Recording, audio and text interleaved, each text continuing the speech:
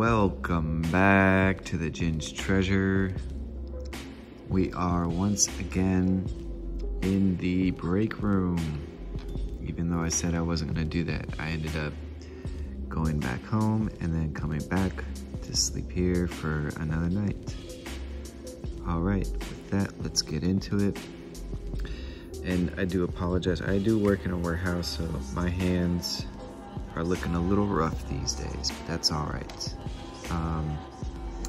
With that, I want to go over what we're gonna do today. I was thinking it's been a while since I've done a ring video, so let's do one of those. And I have here a Ruby Zoisite bead, two 20 gauge copper wires, and then one 24 gauge copper wire that's, let's see, slightly shorter than an arm's length, and then these are about the length from the palm to the pinky, and they are both identical in length, or at least they're supposed to be anyway. And what I have here is a pretty cool tool.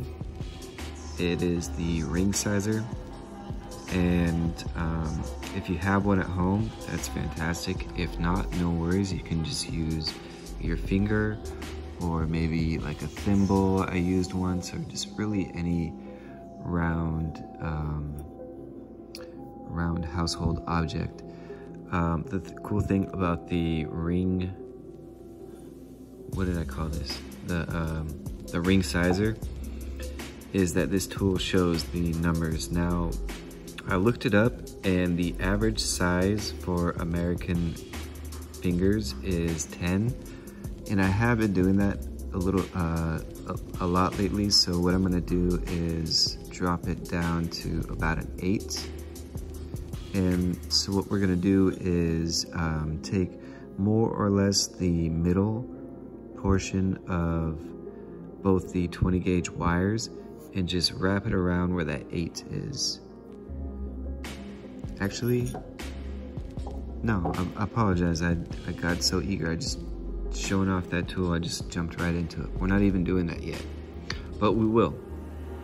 So we're gonna lay them across parallel to each other, and then kind of eyeballing the middle, and then as well kiss the 2 points of the 24 gauge wire and just bring up to the middle here, and we're just gonna start wrapping some bands. You can go slow, you can go fast. Generally, I like to start out slow for a couple reasons.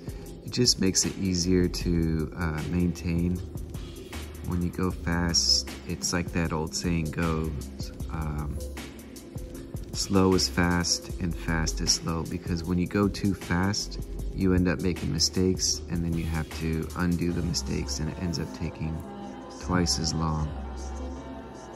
And that's certainly true for wire wrapping. So now that I've done a couple bands, I'm going to take the flat part of my pliers, pinch down, and just hold that in place while I continue to do a few more wraps.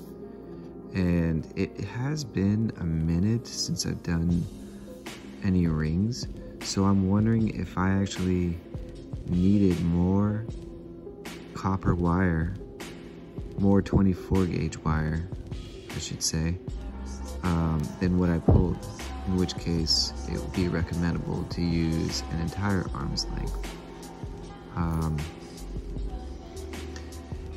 If it starts looking that way, then I'm not worried about it, because I could actually, what I could do is just clip off whatever excess of the 20 gauge wires and even shorten that size 8 down to, like, say a size 6 or something. So it wouldn't be the end of the world. We're not gonna have to scrap this video or show any fixes or even add wire. It's just making something a little smaller than I originally intended to, which is okay. So we are just moving along. So if you noticed, I clamped here, and then I clamped here. I'm just moving along, wrapping the wires, and see how I went really fast there, and it immediately started to create gaps. And you don't want to have those gaps. It's a pretty easy fix. You just use your fingernail and slide them tightly close together. But in general, you want to just keep your wraps tight so it's nice to go slow. And I'm just gonna check here. It actually came a little bit off. You can see these are a little bit longer. So I'm just gonna do my best to drag this along. Probably won't need to a lot, but anyway. From there, I'm gonna check. So maybe I'm about a little less than halfway. So we'll keep going. And I think judging by the amount of wire that I have, the 24 gauge wire that I have left, I will in fact have to drop down at least 2 sizes. So we'll start aiming for a size 6 ring, or a petite, if you want to call it that. Alright, so I'm pretty much done with this portion on this side. I'm just gonna flip it around. You see how this wire is a little bit longer. And then after I have these two 24 gauge wires looking to be more or less the same length, I'm gonna check one more time on that ring sizer and see just how far we can stretch it.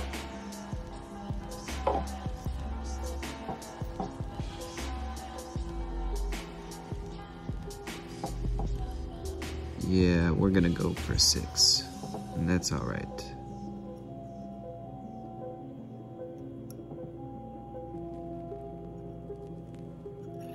So from here,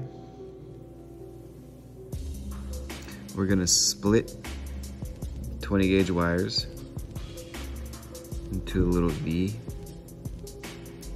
on each side, and then we're gonna start crossing.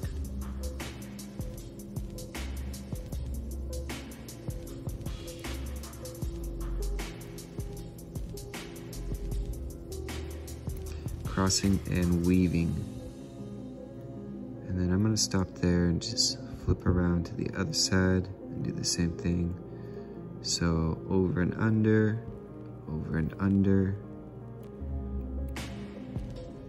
And the idea is to work your way up to where the split is wide enough that it fits the bead in, which my weaves are a little bit loose, but I'm cheating because of the lack of wire, I guess you could call it. All right, and then let's see how it fits. So the next thing to do is, let's see, where's my wires? Okay. We're gonna take the two 24 gauge wires, tuck them in the middle, and then they're gonna both actually pass through the little bead hole.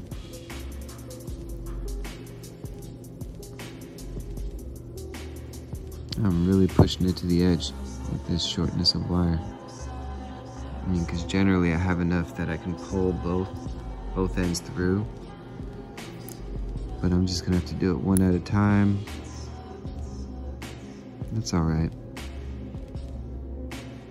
So I'll just kind of hang that there on that side, and then wrap this around this side. And we're just gonna finish off with the wire, just wrapping it so.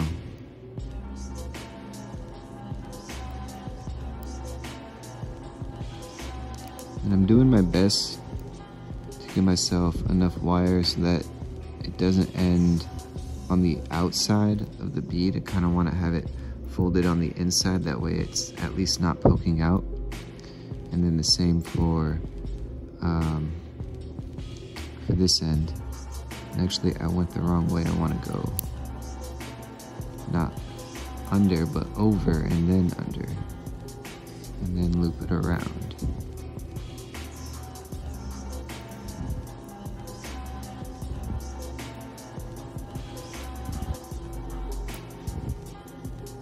Just like that.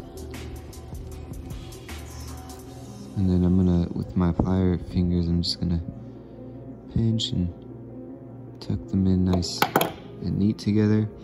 And then with the 20 gauge wires, they're just gonna cross. They're just gonna cross over and just kind of wrap around the bead. And maybe what I'll do is I'll try something different. I'm gonna see how this wire, it folds over the top of this wire. So now that it's folded over, I'm gonna tuck it under and just kind of have it wrap around.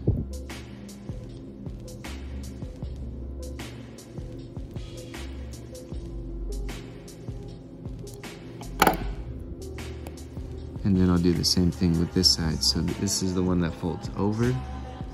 Actually, I want to keep it symmetrical, so I'll have it like this so that the short end, see how this one folds over and then this one will fold over. So it folds over and then tucks under.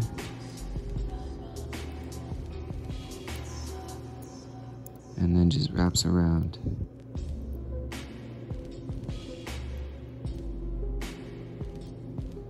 And continues to just create more bands.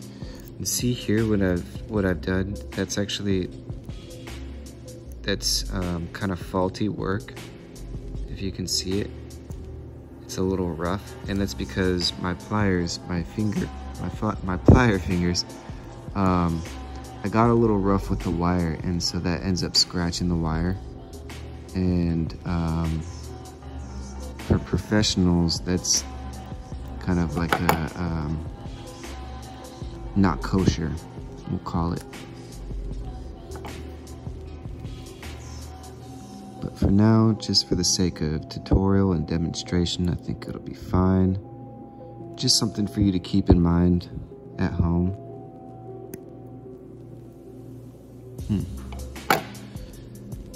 All right, and then from here, just kind of experimenting.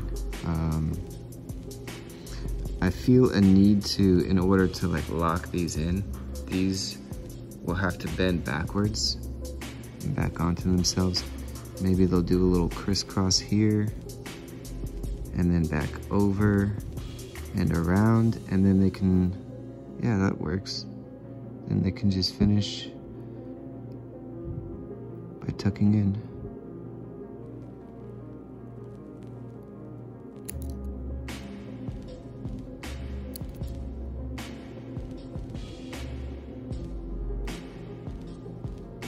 And then you see how that one's poking out, so I just want to make sure I pinch it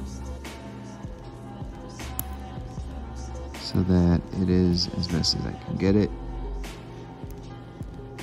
not poking out. Right, and then we'll do the same thing. Oh boy, that bead just completely fell through. Let's see if I can push it. Yeah, that kind of works. So I'm just kind of pushing the bead back out to give that ring room.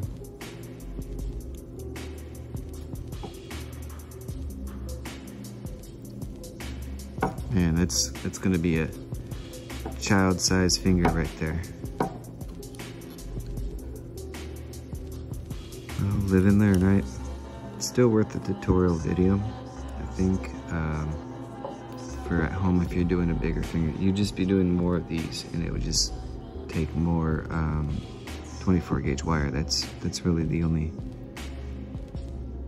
standout difference here. And then so for this last wire, I'm just gonna fold it over and tuck it in because there's just a nice gap right there. Seems like a good spot to just twirl it in and around and then back in. And then this wire is poking out a little bit, so I'm just gonna do my best to pinch that in. Well, it is not the best work I've ever done, but effective, and it's good for practice. Let's see how wide I can get this. I got it, okay. I got it to like at least a 3. A very tiny pinky ring. And that will be how you do that.